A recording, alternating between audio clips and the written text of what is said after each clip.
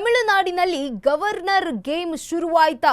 ಸಂಪೂರ್ಣ ಬಹುಮತ ತೋರಿಸಿದ ವಿಜಯ್ಗೆ ಇದೀಗ ಶಾಕ್ ಎದುರಾಗಿದೆ.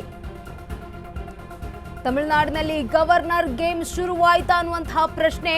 ಯಾಕಂತಂದ್ರೆ ಸಂಪೂರ್ಣ ಬಹುಮತವನ್ನ ಇನ್ನೂ ಕೂಡ ವಿಜಯ್ ಅವರು ತೋರಿಸಿಲ್ಲ. 113 ಶಾಸಕರ ಬೆಂಬಲ ಪತ್ರ ತೋರಿಸಿದ್ದ ವಿಜಯ್, ಆದ್ರೆ ಸಂಖ್ಯಾಬಲದ ಬಗ್ಗೆ ರಾಜ್ಯಪಾಲರ ಅತೃಪ್ತಿ. ನಾಳೆಯೇ ಪ್ರಮಾಣ ವಚನ ಕಾರ್ಯಕ್ರಮದ ಮೇಲೆ ಕಾರ್ಮೋಡ. ಈಗಾಗಲೇ ಪ್ರಮಾಣ ವಚನಕ್ಕೆ ಟಿವಿಕೆ ಸಕಲ ಸಿದ್ಧತೆ ಮಾಡಿಕೊಂಡಿದೆ. ದೆಹಲಿಯಿಂದ ಹೊರಡಲು ಸಜ್ಜಾಗಿದ್ದಾರೆ ರಾಹುಲ್ ಗಾಂಧಿ. ಕೊನೆ ಕ್ಷಣದಲ್ಲಿ ಲೋಕಭವನದಿಂದ ಬೇರೆಯದ್ದೇ ಸಂದೇಶ ಬಂದಿರುವಂತದ್ದು. ನಾಳೆ ಪಟ್ಟಾಭಿಷೇಕ ನಡೆಯುತ್ತಾ ನಡೆಯಲ್ವಾ ಎಂಬ ಕುತೂಹಲ ಮೂಡ್ತಾ ಇದೆ.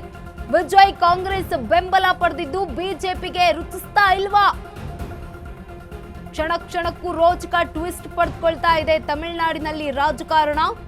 ಸಂಪೂರ್ಣ ಬಹುಮತ ತೋರಿಸದ ವಿಜಯ್ಗೆ ಇದೀಗ ಶಾಕ್ ಎದುರಾಗಿದೆ. 113 ಶಾಸಕರ ಬೆಂಬಲ ಪತ್ರ ತೋರಿಸಿದ್ರು ವಿಜಯ್ ಅವರು, ಆದ್ರೆ ಸಂಖ್ಯಾಬಲದ ಬಗ್ಗೆ ರಾಜ್ಯಪಾಲರ ಅತೃಪ್ತಿ ಇದೆ. ನಾಳೆಯ ಪ್ರಮಾಣ ವಚನ ಕಾರ್ಯಕ್ರಮದ ಮೇಲೆ ಕಾರ್ಮೋಡ ಕವಿದಿರುವಂತದ್ದು. ಈಗಾಗಲೇ ಪ್ರಮಾಣ ವಚನಕ್ಕೆ ಟಿವಿಕೆ ಪಕ್ಷ ಸಕಲ ಸಿದ್ಧತೆಯನ್ನ ಮಾಡಿಕೊಂಡಿದೆ. ಮತ್ತೊಂದು ಕಡೆ ದೆಹಲಿಯಿಂದ ಹೊರಡಲು ರಾಹುಲ್ ಗಾಂಧಿ ಅವರು ಕೂಡ ಸಜ್ಜಾಗಿದ್ದಾರೆ. ಆದ್ರೆ ಕೊನೆ ಕ್ಷಣದಲ್ಲಿ ಲೋಕಭವನದಿಂದ ಬೇರೆಯ ಸಂದೇಶ ಬಂದಿದೆ. ಹಾಗಿದ್ರೆ ನಾಳೆ ಪಟ್ಟಾಭಿಷೇಕ ನಡೆಯುತ್ತಾ ನಡೆಯಲ್ವಾ? ವಿಜಯ್ ಕಾಂಗ್ರೆಸ್ ಬೆಂಬಲ ಪಡೆದಿದ್ದು ಬಿಜೆಪಿಗೆ ರುಚಿಸ್ತಾ ಇಲ್ವಾ? ಕಾಂಗ್ರೆಸ್ ಪಕ್ಷ ಒಂದಾಗಿರೋದಕ್ಕೆ ಆಗ್ತಾ ಇಲ್ವಾ?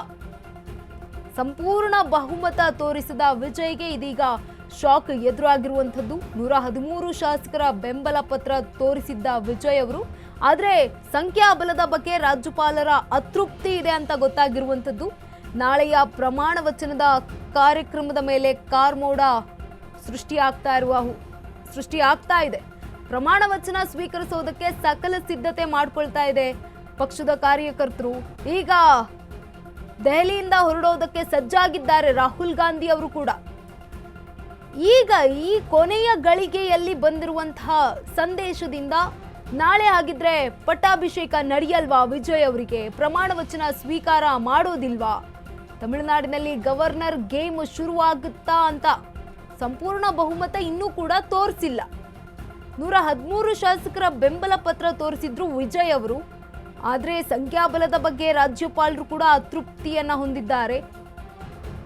ಕಾರ್ಯಕ್ರಮದ ಮೇಲೆ ಕಾರ್ಮೋಡ ಕವಿದಿರುವಂಥದ್ದು. ನಾಳಿನ ಪ್ರಮಾಣ ವಚನದ ಕಾರ್ಯಕ್ರಮದ ಮೇಲೆ ಟಿವಿಕೆ ಸಕಲ ಸಿದ್ಧತೆಯನ್ನ ಮಾಡಿಕೊಂಡಿತ್ತು. ರಾಹುಲ್ ಗಾಂಧಿ ಅವರು ಕೂಡ ಪ್ರಮಾಣ ವಚನದಲ್ಲಿ ಭಾಗಿಯಾಗಿ ವಿಜಯ್ ಅವರಿಗೆ ಅಭಿನಂದನೆಗಳನ್ನ ಕೋರೋದಕ್ಕೆ ತಮಿಳುನಾಡಿಗೆ ಆಗಮಿಸ್ತಾ ಇದ್ರು. ಆದ್ರೆ ಈ ಒಂದು ಹಂತದಲ್ಲಿ ಕೊನೆಯ ಗಳಿಗೆಯಲ್ಲಿ ಬಂದಿರುವಂಥದ್ದು